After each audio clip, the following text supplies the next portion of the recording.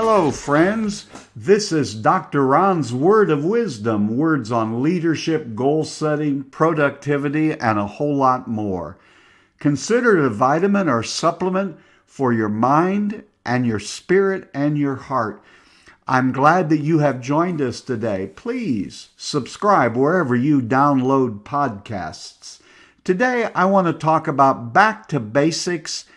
And the basics for those of us in leadership is the area of our identity and who we are and how we do things, even the smallest of things. There's a story I love about John R. Wooden. I'm actually recording this podcast about 20 miles from where John R. Wooden was born, down on a little farm outside of Martinsville, Indiana. He was a high school All-American, a college All-American basketball player for 3 years in the early 1930s at Purdue University. He then went on, after graduating from Purdue, to coach high school sports for 1 year in Kentucky and then in South Bend, Indiana in high school. John Wooden went into World War II, where he was a lieutenant in the Navy, came out and coached at what today would be Indiana State University, and then went on to have that great run at UCLA, where he won 88 games in a row, 38 consecutive NCAA tournament basketball games, multiple undefeated seasons, 7 consecutive NCAA championships, and 10 NCAA basketball championships in 12 years. There's an interesting old interview that Roy Firestone did, one with Lou Alcindor, i.e., or really Kareem Abdul-Jabbar, and then one with Bill Walton. And Kareem describes the first day of practice, this African-American kid from New York City all the way in California to play college basketball with the man who had already become a legendary coach. And he just knew he was going to learn a lot of brilliant and complex things in order to be a great basketball player.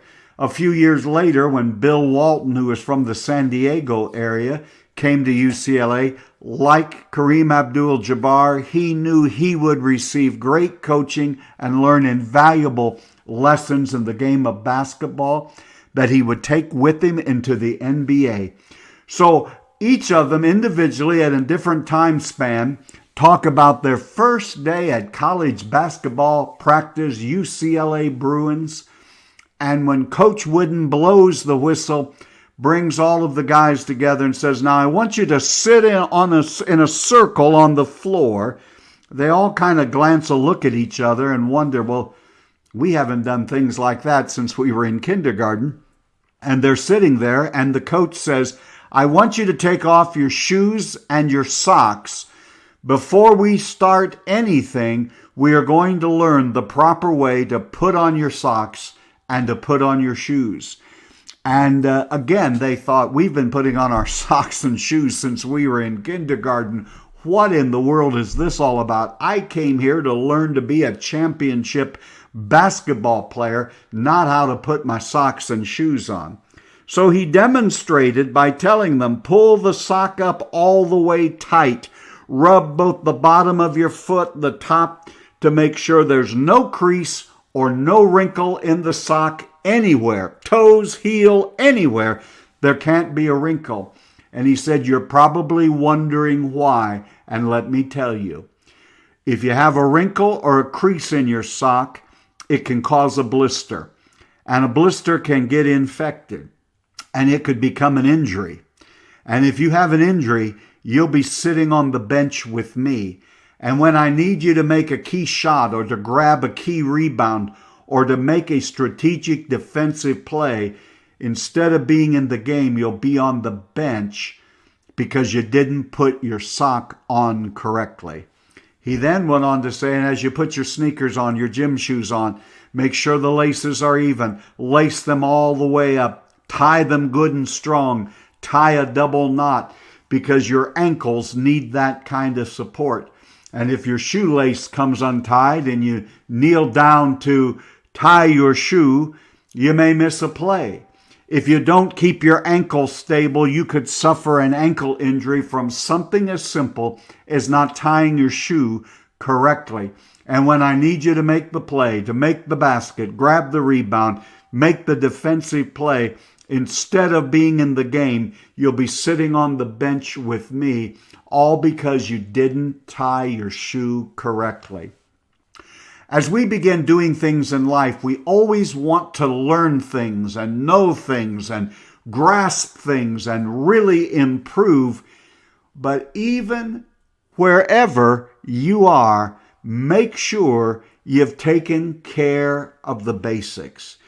Now, there are a lot of things that would apply to basics if you're in a leadership situation, you're trying to set goals, you're seeking to be the most productive person that you can be.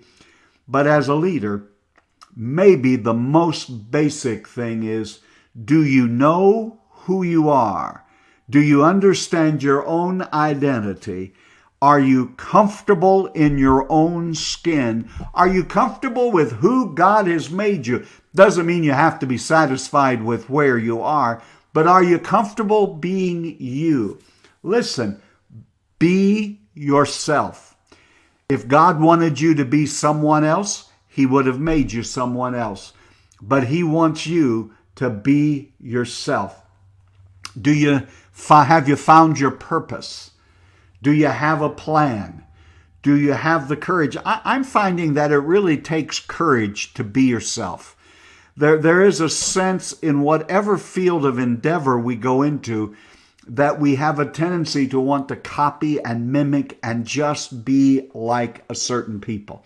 If you're in the field of public speaking or preaching or teaching, you'll find those people who have had great success and you'll try to pick up their speech patterns. Nothing particularly wrong with that. But be who you are. Have the courage to be yourself. And a lot of this, we don't know who we are. It's a matter of self-discovery. And what I've learned over life is that self-discovery for me always begins at the end of my comfort zone. There were times when I wasn't comfortable being me. I didn't like my story. My story is I never have ever met my father, have no idea who he is. And I was always uncomfortable talking about that.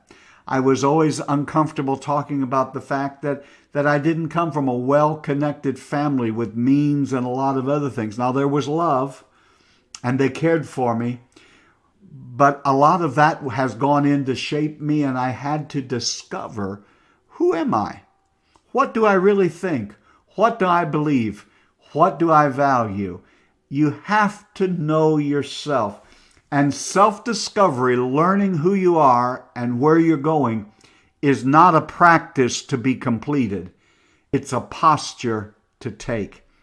There are many times when I react in certain ways to circumstances. As I've gotten a little older, I stand back and I ask myself, why do I have that reaction when I'm facing this kind of a situation? Many times, it'll lead you to a real self-discovery about your own life, who you are, what you think, how you value, hurts from your past that you haven't dealt with. Make peace with your past. If you're a believer, give it to the Lord and move on. You are exactly who God intends for you to be. And to be a great leader and to start with the basics starts with self-leadership. You can't lead others until you've learned to lead yourself. I've just recently gone through a better part of a year where I've lost between 60 and 65 pounds because I didn't feel like I could tell everyone else to live a disciplined life when by looking at me it was obvious I was not practicing what I was preaching. If you're going to be a great leader, be a self-leader. That's why years ago I began to study productivity. I began to set goals for myself and seek to achieve them because I can't lead anyone else farther than I have gone or farther than I am willing to go. And so I have developed a lot of practices about reading, about leading, about self-discovery, about just really knowing who I am and what I'm here for and what is it that God has for me to do. And so I would say to you as a leader, perhaps our John R. Wooden moment of back to the basics, our pull up your socks and don't have any creases or wrinkles in them, or our moment of tie your shoes so you don't hurt your ankles, might be the fact that we have to make peace with our identity. We have to know who we are.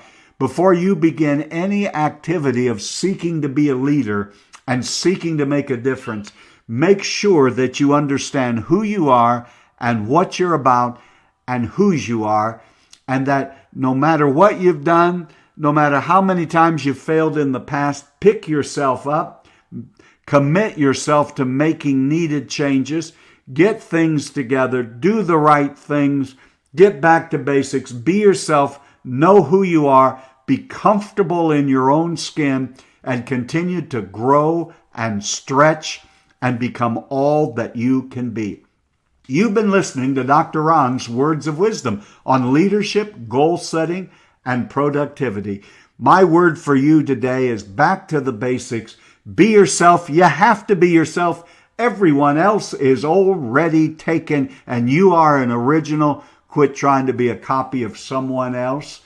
This is your daily vitamin for your heart, soul, and mind. Wherever you download podcasts, please subscribe to Dr. Ron's Words of Wisdom, and we'll talk to you the very next time. Have a great and blessed day.